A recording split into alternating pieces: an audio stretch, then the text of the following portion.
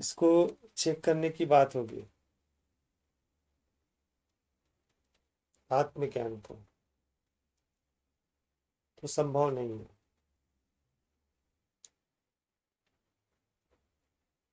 जैसे कोई मीठा है या कोई नमकीन है, ये केवल अनुभव की बात है। अब मिठास को आप फिजिकल रूप से नहीं दिखा सकते,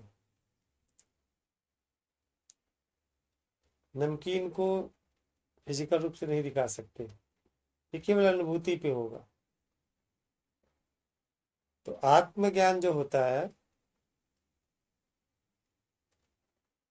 केवल अनुभूति पे है। इसका कभी भी आप कोई आधार या किसी को प्रूफ करने की बात आप नहीं कर सकते। हाँ, ये अवश्य है कि आप उन्हें वह रास्ता बतला सकते हो जिस रास्ते पर चलकर आपने वो आत्मज्ञान प्राप्त किया।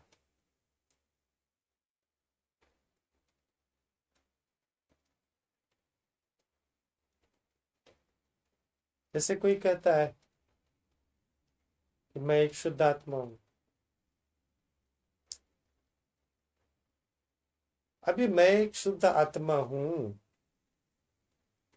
इसे हम कैसे प्रूव करें? ये संभव ही नहीं होगा। हम प्रूव कर सकते हैं ये हाथ है, ये पैर है, ये नाक है, ये दांत है, ये शरीर है, ये हम अवश्य बतला सकते हैं। लेकिन मैं आत्मा हूं, इसे आप कभी प्रूफ ही नहीं कर सकते। जिसके पास जो अनुभव होगा उस अनुभव को किसी को इन 5 इंद्रियों से नहीं दिखा सकते। ना अपने अनुभव को किसी को दिखा सकता है, ना सुना सकता है, ना उसका स्वाद चखा सकता है, ना उसको फील करा सकता है। ये अनुभव उसके स्वयं का है।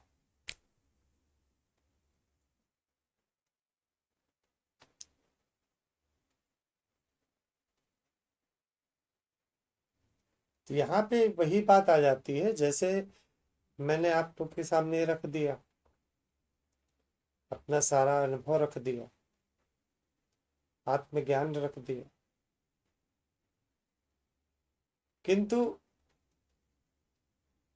मैं अगर चाहूंगा तब भी, या आप लोग चाहेंगे तब भी, उस ज्ञान को इन 5 इंद्रियों की सहायता से कभी भी नहीं दिखला सकता। कोई भी नहीं दिखला सकता।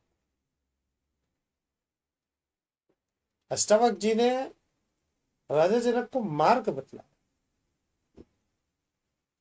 और राजा जनक ने उसको आत्मसात किया और स्वयं से वो अनुभूति प्राप्त करी।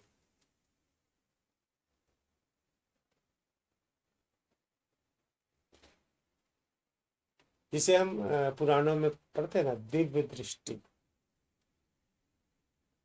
जिसमें ऐसा हाथ करते हैं, आंख निकल के आके दूसरे में लग जाता है ऐसे। ये प्रतीक है उसका।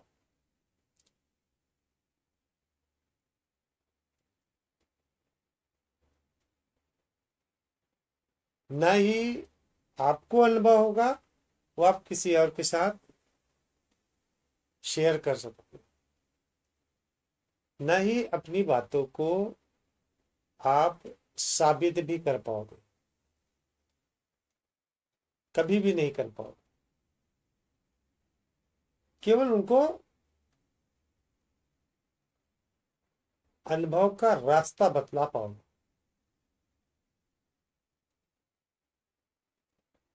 इसलिए जो जिनके पास बौद्धिक ज्ञान है, उससे आप बहस में जीत ही नहीं पाओगे, कभी नहीं पाओगे। क्योंकि उसके पास जो भौतिक ज्ञान है, उसके लिए उसके पास आधार होता है। उस आधार के पर वो आपको निश्चित तौर पे पराजित कर सकता है। बौद्धिक ज्ञान के हिसाब से।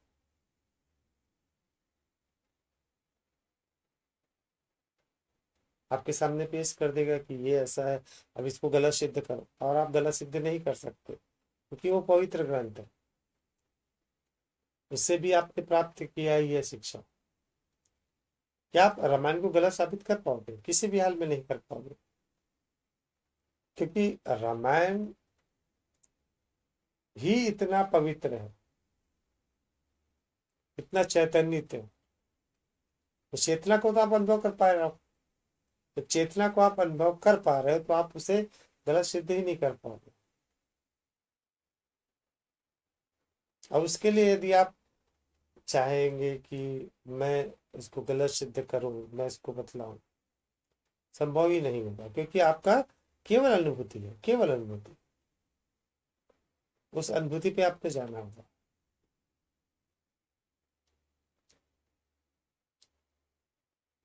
यदि वो आप में जो बदलाव दिख रहा है और उसके अंदर ये जिज्ञासा हो रही है कि वाकई कुछ परिवर्तन तो है और उस परिवर्तन को मुझे भी जानना है,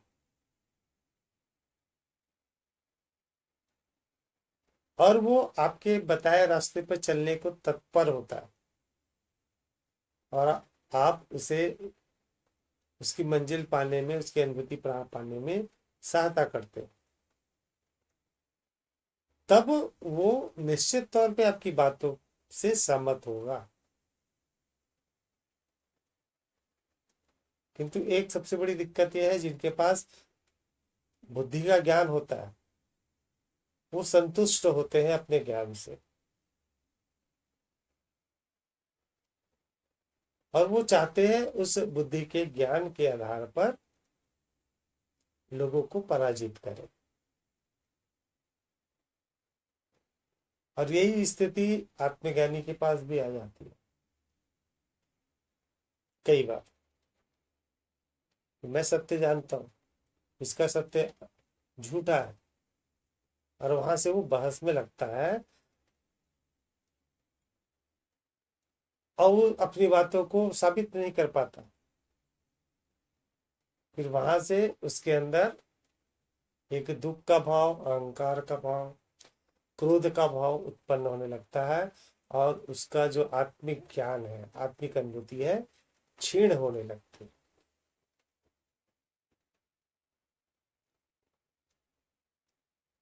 इसका क्या उपाय है? इसका एक ही उपाय है, जो इस आत्म ज्ञान को आत्मसात करने के इच्छुक हो, जो मुमुक्षु हो, जिनको लगता है कि वाकई ही इसकी आवश्यकता है, केवल उन्हें ही यह आत्मज्ञान दे, यह रास्ता मतलब।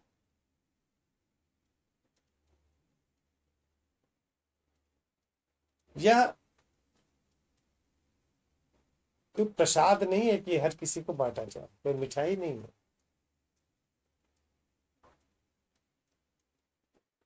आप दे दोगे, लोग नकार देंगे आपकी बातों को, निश्चित तौर पे नकार देंगे। उनको आवश्यकता ही नहीं है, आप जबरदस्ती का उनको पकड़ा रहे।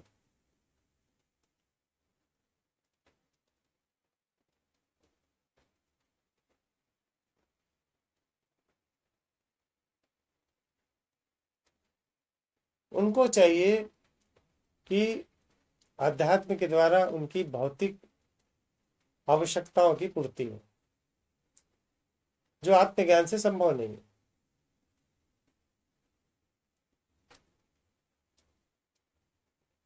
आत्मज्ञान मूल पर जाना चाहता है। वह यह जानता है आत्मज्ञानी कि दुख का मूल कारण क्या है, और उस मूल कारण को ही नष्ट करने का तरीका जानता है।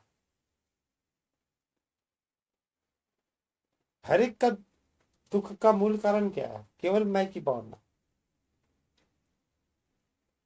जब तक वो मैं है, और उस मैं के साथ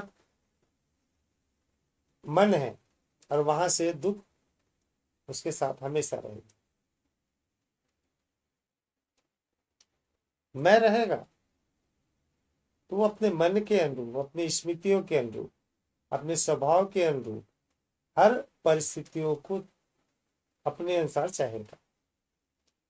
अगर वो परिस्थितियां उनके विपरीत हो गई, उसके पास दुख होगा ही होगा, और ये हमेशा होगा। वो हर एक घटनाओं में, हर एक घटना को अपने हिसाब से चलाना चाहेगा, हर एक घटनाओं को।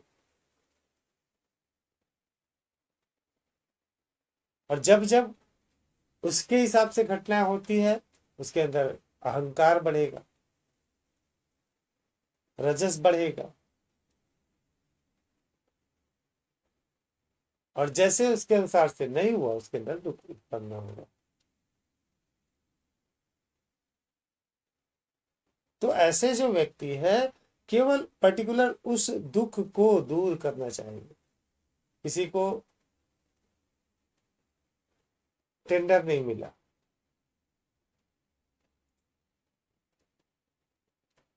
तो क्या चाहेगा वो? भगवान से या अध्यात्म से कि कुछ ऐसा हो जाए कि मुझे वह टेंडर मिल जाए, मेरे पास जो पैसे की आवश्यकता है उसकी वहां पे पूर्ति हो जाए।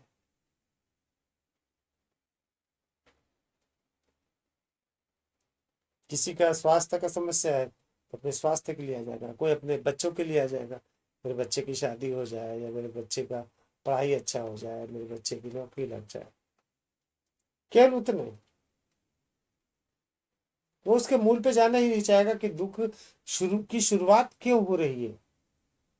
आत्मज्ञानी वो जानता है।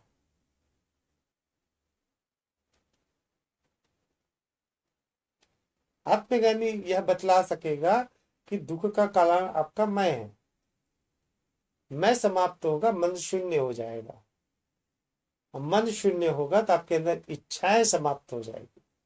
तो आप हर एक घटना को केवल साक्षी रूप में देखोगे। लेकिन किसको चाहिए यह हल? बोले ठीक है, अब अपने पास रखो अपना ज्ञान,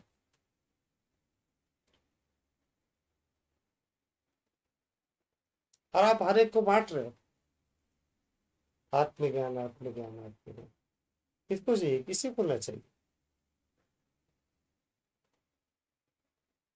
हाँ, आपके पास सिद्धियां आ गई और आप लोगों को चमत्कार दिखलाने लगे, लोगों की लाइन लग जाएगी, लाखों लोगों की, करोड़ों लोगों की।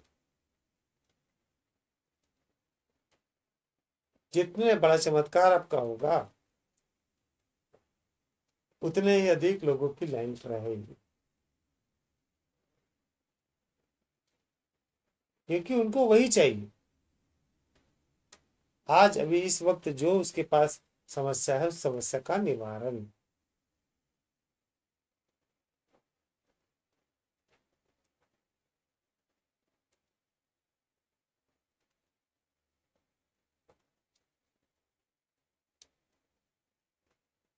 आत्मज्ञान कोई चमत्कार नहीं।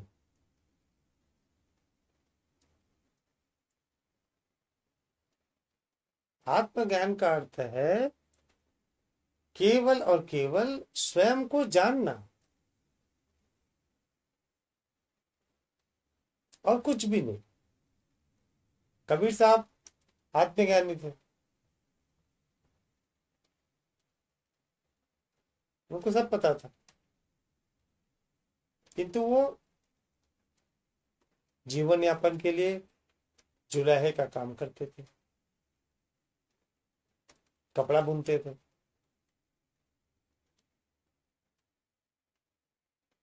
उनकी पत्नी भी थी, बच्चे भी थे, घर चलाते थे।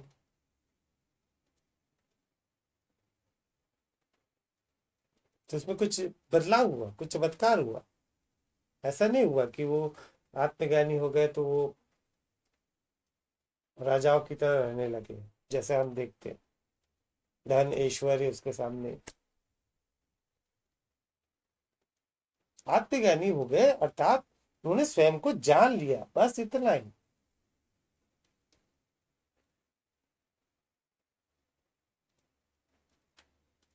बुद्ध आत्मज्ञानी थे, खाना खाना बंद तो नहीं कर दिए, बकायदा हो जाते थे प्रतिदिन भिक्षा मांगने।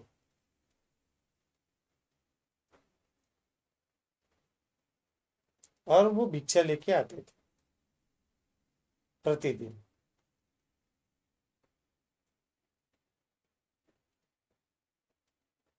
ऐसा नहीं कि उनको भिक्षा अगर नहीं मिलता या भिक्षा का कार्य नहीं करते तो उनका जीवन यापन नहीं होता। राजा के बेटे थे और कई राजा उनके अनुयायी थे, लेकिन उन्होंने अपने आजीविका के लिए भिक्षा को चुना था। भिक्षा, इससे दो चीज होती है। पहला तो भिक्षा से उनके अंदर का मैं अहंकार नष्ट होता, मैं की भावना रहती है, मैं राजा का बेटा हूं, मैं ये हूं, और वो तुरंत नीचे हो जाता है। कोई भिक्षा दिया, कोई धुतकार दिया, तो धुतकार को भी सहना, तो उसके अहंकार का नाश होता है, मैं का नाश होता है। और दूसरा,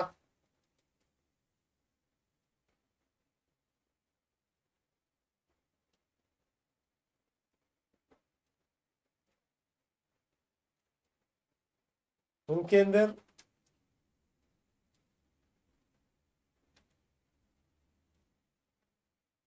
किसी पर निर्भर होने की भावना नहीं रहती, उनके अंदर इकट्ठा करने की भावना नहीं रहती।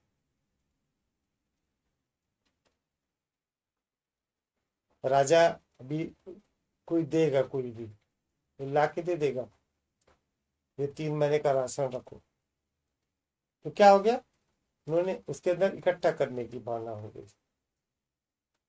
राजा प्रतिदिन तो नहीं देगा, चलो आज ये खा लो, आज ये खा लो, आज ये खा लो। राजा तो अपने हिसाब से भेज देगा उसको।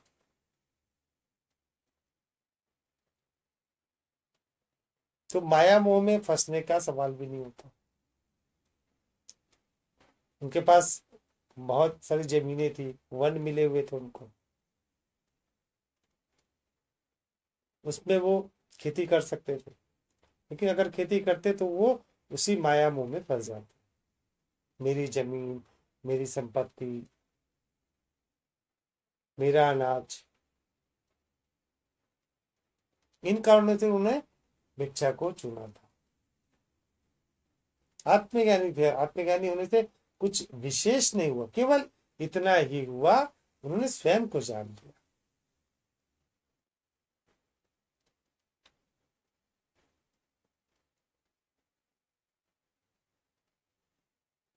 तो इस बात को यदि आप किसी को देंगे कि ठीक है आपको स्वयं को पता चल जाएगा, लेकिन इससे क्या होगा, स्वयं को पता चल अभी तो मैं जानता ही हूँ, मैं ये हूँ, ठीक है, मरना है, क्या दिक्कत है, अभी तो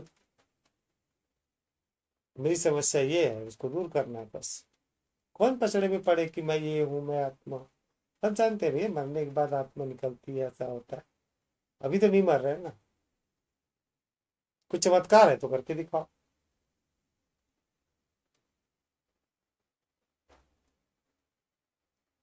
ऐसा नहीं था कि उनके भिक्षुओं के पास या स्वयं बुद्ध के पास सिद्धियां नहीं थी। ध्यान जब करेंगे तो कुछ शक्तियां अपने आप से बाई प्रोडक्ट आ जाती है, कुछ ना कुछ।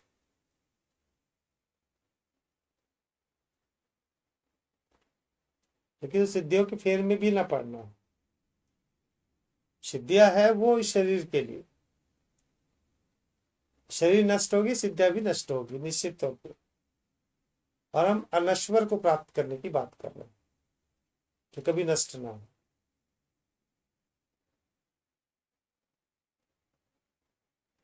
हम सनातन की बात कर रहे हैं, हम शाश्वत की बात कर रहे हैं। तो सिद्धियां, सिद्धियां जो शाश्वत नहीं होती,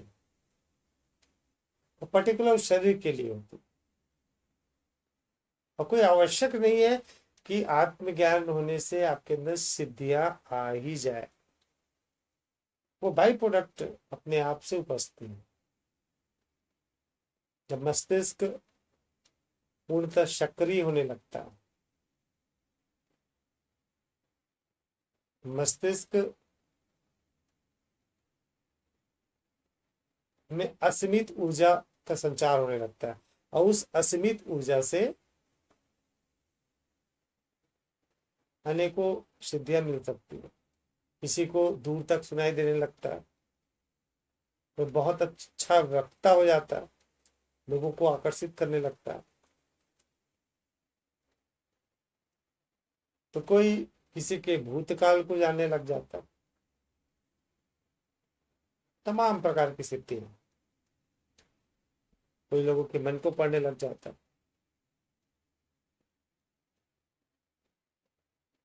कई लोग उन सिद्धियों को पाकर उस सिद्धियों के में ही फंस जाते हैं, क्योंकि सिद्धियों के भरोसे उनको कलेक्टिविटी मिलती है, पैसा मिलता है, तो वापस से वो सिद्धियों में फंस जाते हैं, और वो जो शाश्वत है उससे उससे विमुख हो जाते हैं।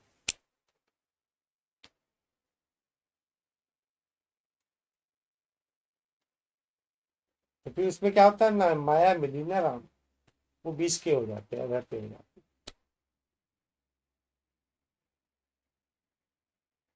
एक समय ऐसा आता है सिद्धियां भी समाप्त हो जाती है। सिद्धियों का भी एक लिमिटेशन है।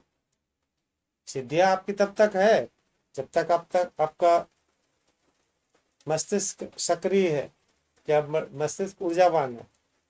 और मस्तिष्क में ऊर्जा आई है आपके आत्मज्ञानी होने से, स्वयं को जानने से, और आपने मुख मोड़ लिया सिद्धियों की ओर, तो मस्तिष्क शिथिल होने लगी, सिद्धि अपने आप से कम होने लगी, समाप्त होने लगी। फिर उसके लिए वो सहारा लेते तंत्र मंत्र का, बलियों का, तांत्रिक गतिविधियों का सहारा लेते, ताकि वो सिद्धियां बढ़ी रहे। ऐसा ही होता है।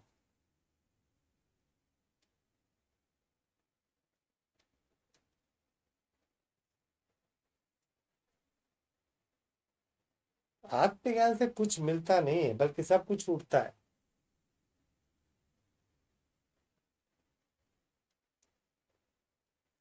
यदि आप कुछ पाने की इच्छा रखते हैं, चाहे वो शक्तियां, सिद्धियां, तो एक मान के चलिए कि आप उस मैं के साथ फंसे हुए हैं।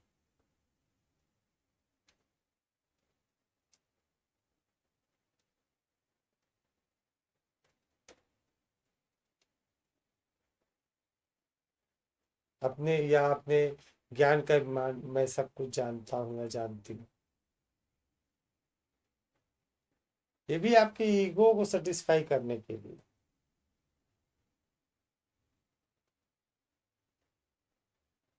किससे जीतना चाह रहे हैं?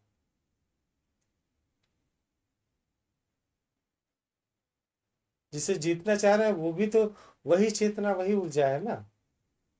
वही चेतना ऊर्जा आप ही हो, तो अपने आत्मज्ञान को आत्मसात कर लिया।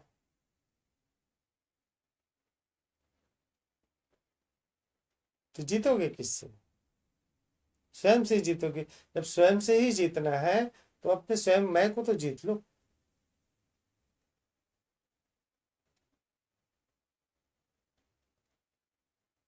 आत्मज्ञान उसे ही दो जिन्हें उसकी आवश्यकता है। अन्यथा जो बौद्धिक स्तर पे, उन्हें बौद्धिक स्तर पे आप बात कर सकते हो।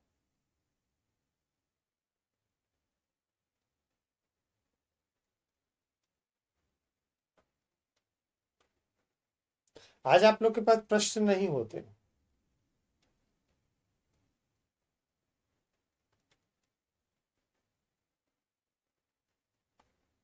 इसलिए कि आप लोग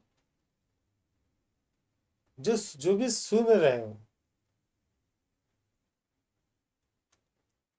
पहला तो उस अनुभूति तक अभी आप पहुंचे नहीं हो,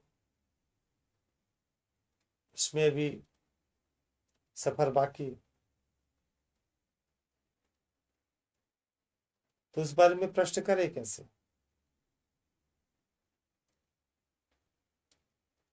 यदि प्रश्न भी निकलेंगे तो बौद्धिक स्तर के प्रश्न निकलेंगे, मैं जानता हूं इस बात को।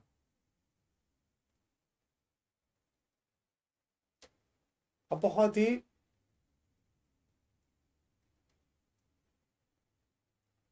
छोटे प्रश्न हैं।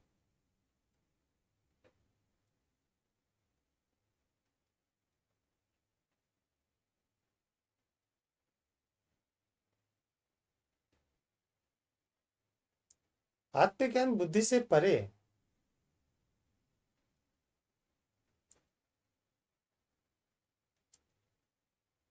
आत्मा का ज्ञान होने से आप यह जान जाते हो कि सब कुछ आप हो। जब सब कुछ आप ही हो, वही चेतना हो, वही ऊर्जा हो,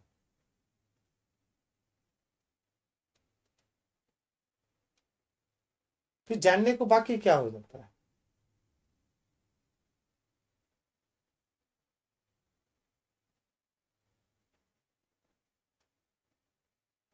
आप ही शुरू हो, आप ही अंत हो। आपसे ही सब कुछ बना है, और जो बना है वो भी आप ही हो। फिर जानने को कुछ शेष होता ही नहीं है। और उस स्तर के प्रश्न फिर शेष ही नहीं होते।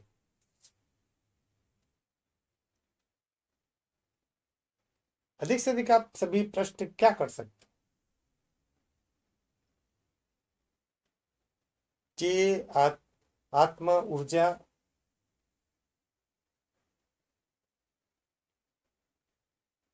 इस जगत के रूप में, ब्रह्मांड के रूप में परिवर्तित कैसे हुई? ये सबसे करीबी प्रश्न है। आत्मा ऊर्जा से ब्रह्मांड में परिवर्तन सबसे करीबी प्रश्न है, और उसके बाद जो प्रश्न होंगे वो तो और नीचे स्तर के होंगे।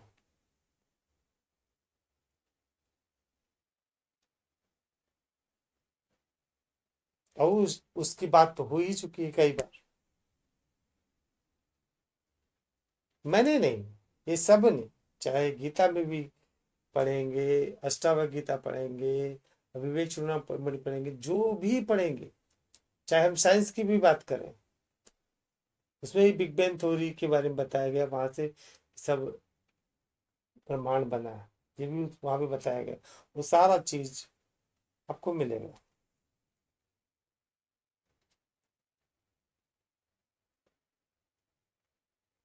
तो बाकी प्रश्न जो भी होंगे उससे ही नीचे आएंगे।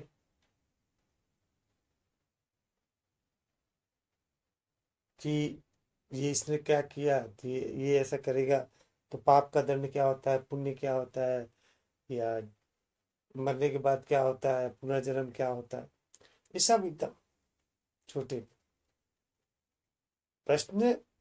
हालांकि वो स्तर छोटे की बात नहीं कर रहा हूँ, लेकिन मैं क्रम की बात कर रहा हूँ, तो वो सारे प्रश्न उसके नीचे पे आएंगे। और यदि आपने शुरू को ही जान लिया, मैं चेतना हूँ, ऊर्जा हूँ, तो वहां से सारे प्रश्न शुरू होंगे ना। उसके पीछे कोई प्रश्न ही नहीं है। इसके पीछे का प्रश्न एक ही वाक्य में समाप्त हो जाता है कि आत्मा सदैव से है, न वो जन्म लेती है, न ही मृत्यु को प्राप्त होती है। आत्मा किसी भी हाल में नष्ट नहीं हो सकती, न उसे जलाया जा सकता, न काटा जा सकता, न कुछ किया जा सकता। तो यहां से क्या हुआ? आत्मा के पीछे कोई प्रश्न ही नहीं बचेगा। आत्मा के पहले क्या, ये बचा ही नहीं प्रश्न, क्योंकि आत्मा ही शुरू है, परमात्मा ही शुरू है, चेतना ही शुरू है।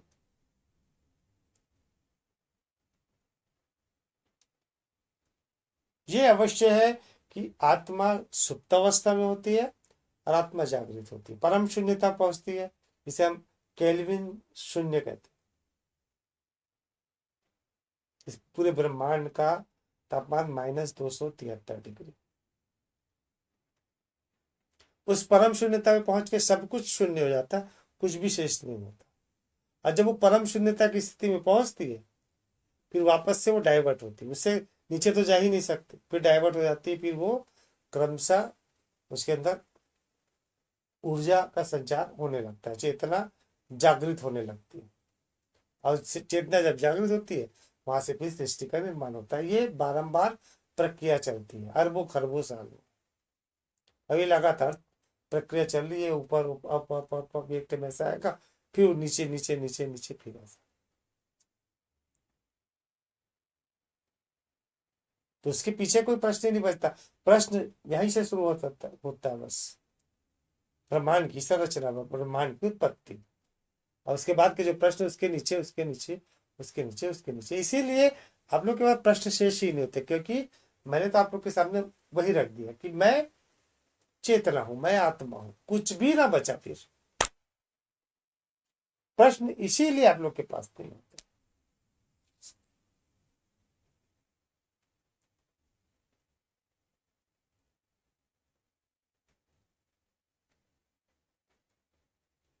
और इस बात को जो मुमुक्षु नहीं है, जो उसको जानने की इसके अंदर इच्छा नहीं है, उनको ये चाहिए ही नहीं, किसी भी हाल में ना चाहिए। और जब उनको यह चाहिए ही नहीं, तो वो आपसे वो लेंगे क्यों? और आप जबरदस्ती उसको पकड़ा रहे हो, तो क्या हो रहा है? आप लोगों के सामने हंसी का पात्र हो रहे हो। आप ये सोचते हो कि इससे उसका भला होगा, बिल्कुल भी ना होगा। उसकी आस्था उन चमत्कारों के प्रति और दृढ़ हो जाएगी।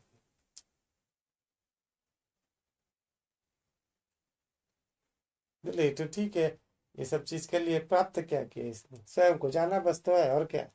भैया उसके पास जाएंगे तो पर्ची वर्ची बनवा देते हैं, या कुछ और तरीका टोटका वगैरह बताते हैं। ये क्लियर कर लो, ये चक्र क्लियर कर लो तो ऐसा कर लो, नारियल इधर रख लो तो उसमें ऐसा कर लो। ऐसे नाना प्रकार के टोटके बताएंगे, उससे अपनी समस्या कोई ना कोई टोटके से हल हो ही जाएगी। इनसे क्या मिलना है? तो क्या उनकी आस्था आप दृढ़ करवा रहे हैं अंधविश्वास के प्रति?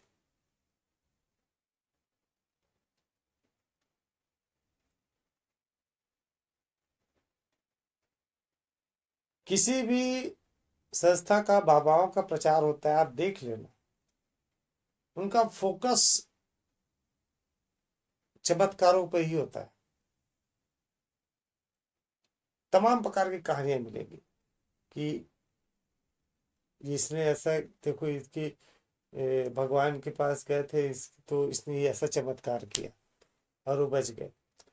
अब देख लेना, सहयोग में भी कहानियां बढ़ते हैं, मिलते हैं ना।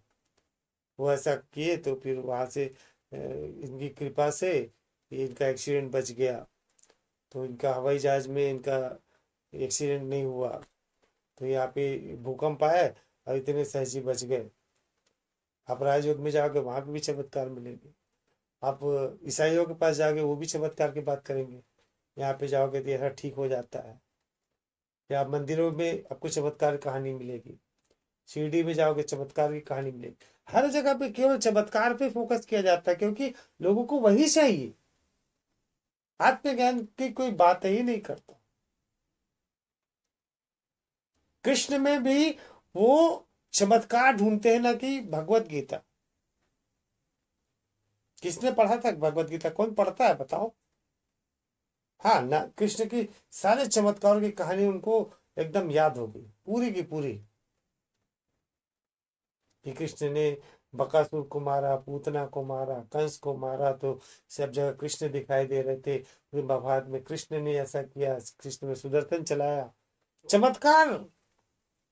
और कृष्ण ने गीता कहा, ठीक गीता कहा, बढ़िया था, लेकिन वो बोरिंग एपिसोड था। तीन देखे थे महाभारत में, कब खत्म हो, कब युद्ध चालू हो, अब इंतजार कर रहे थे। गीता बहुत अच्छा है।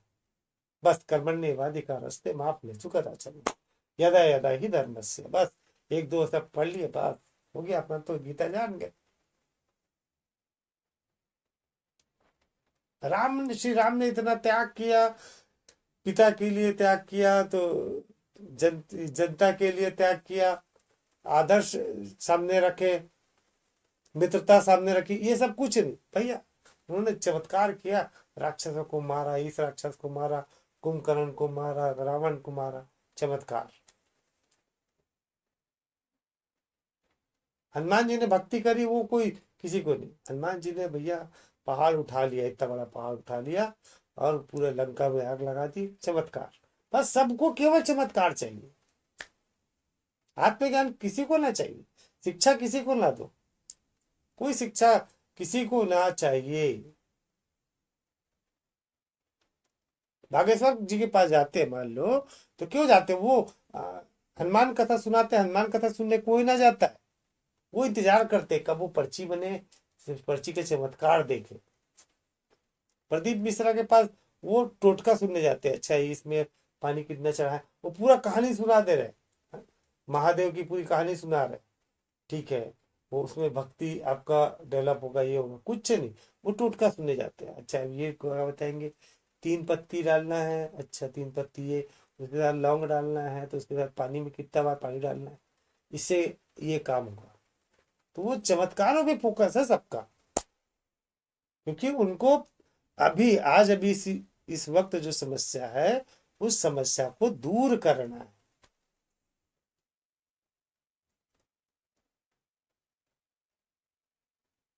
उनको नहीं है मतलब कि उन्हें जानना है कि वास्तव में आप कौन हो। उन्हें नहीं मतलब कि दुख का मूल कारण क्या है, उसको मूल कारण को कैसे हटाना है, उनको कोई मतलब नहीं।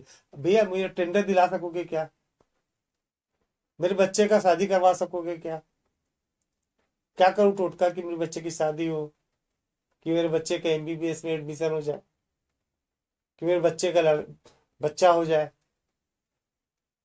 सास बहू में जो लड़ाई है वो लड़ाई समाप्त हो जाए, ऐसा कोई टोटका बताओ, तब तो मैं इसको मैं कर लूँ, तो ध्यान भी कर लूँ, ये अध्यात्म भी कर लूँ और आत्मज्ञान भी हासिल कर लूँ, इससे समस्या दूर होगी क्या?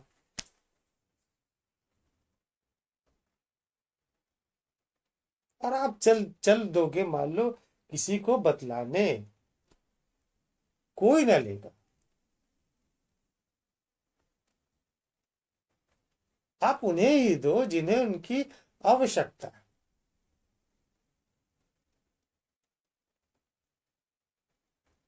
जिनको लगेगा कि नहीं अब मुझे जानना है, अध्यात्म ढूंढ रहे हो, जिनके पास सब चीज की संतुष्टि, जिनके पास पैसे का दिक्कत नहीं हो, जिनके पास स्वास्थ्य का दिक्कत नहीं हो, कोई परेशानी नहीं हो, और जिनकी अध्यात्म रुचि हो, उनको ही ये चाहिए होगा, अध्यात्म, आत्मज्ञान, उनको चाहिए होगा। ये उनके लिए।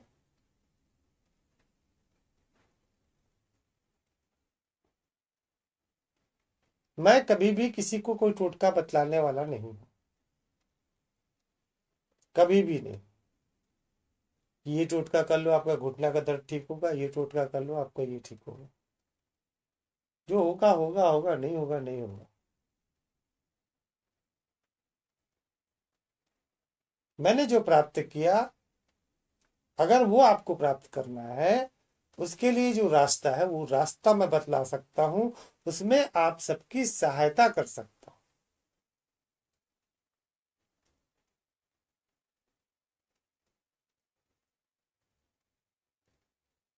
मेरे पास कोई टोटका नहीं है,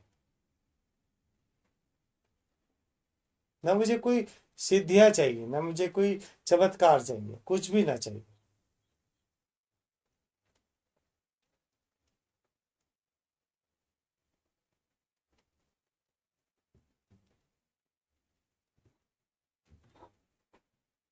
होते हैं कई चमत्कार से होते हैं, जैसे मैंने किसी को याद किया, तो अच्छा उसका फोन आ जाएगा या वो मिलने आ जाएगा।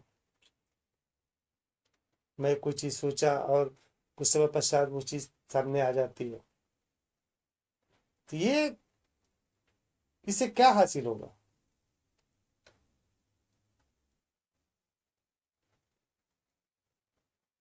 कोई औचित्य नहीं इसका। आत्मज्ञान मिलेगा निश्चित तौर पे, आप स्वयं को जानोगे, बस इतना ही। और आप भी यही करो। व्यर्थ के बांटने का कोई मतलब नहीं होगा। जिनको चाहिए होगा बिल्कुल उनको ही दो।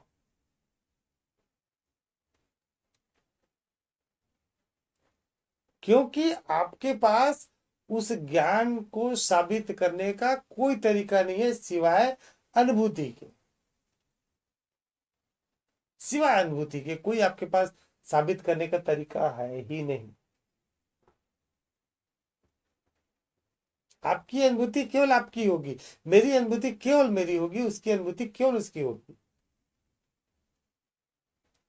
तो आप साबित ही नहीं कर सकते हो, कर सकोगे तो फिर आपको जबरदस्ती का अ, बहस करने का कोई औचित्य ही नहीं होगा।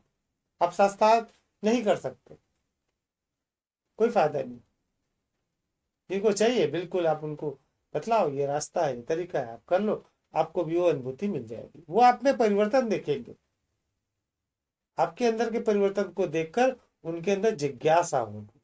और आपके अंदर परिवर्तन तभी आएगा जब आप अपने मंजिल की ओर, अपने लक्ष्य की ओर दृढ़ होगे। जैसे आप लक्ष्य की ओर दृढ़ होगे, निश्चित तौर पे आपको सफलता मिलेगी और आपके स्वभाव में स्वतः ही परिवर्तन आएगा। और जैसे वो परिवर्तन देखेंगे तब उनके अंदर उत्सुकता होगी और तब वो उस मार्ग को जानना चाहेंगे। उन्हें आप बिल्कुल बता सकते हो, जिनके अंदर जिज्ञासा है उनको आप बतला सकते हो, रास्ता बतला सकते हो।